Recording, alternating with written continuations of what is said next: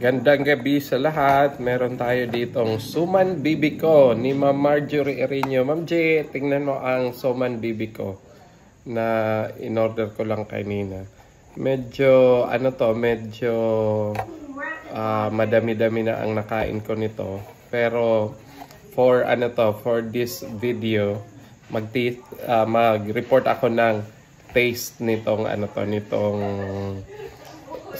Suman Biko ni Ma'am Marjorie Erino. So, I have here, ito, kasi paubos na ito, Ma'am J.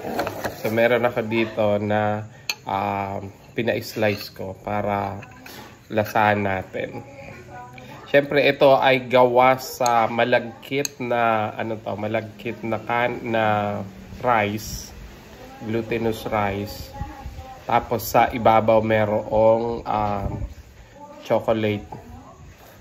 Meron siyang naka-ibabaw na chocolate. Chocolate ba ito, Ma'am J? So, lasahan natin yung complement ng chocolate tapos dun sa malagkit. Siyempre yung may sugar din ito at saka may sugar din ito na panimpla.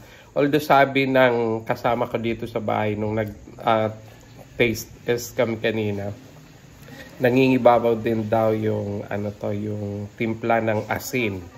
I do not know kung may asin. Siyempre ang makaka-confirm nito ay si Ma'am Juji Erino. Kasi galing to sa kanila. Siya ang makakapagsabi kung meron nga itong lasa ng asin or merong asin na kasama. Ako kasi di ko malasahan kung may asin.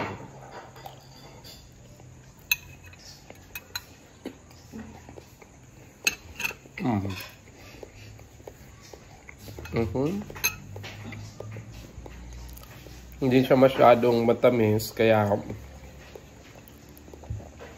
kumbaga kung ka na conscious masyado sa sugar, hindi siya masyadong matamis. Although, nagko-complement yung malagkit tapos yung chocolate. Masarap ang combination.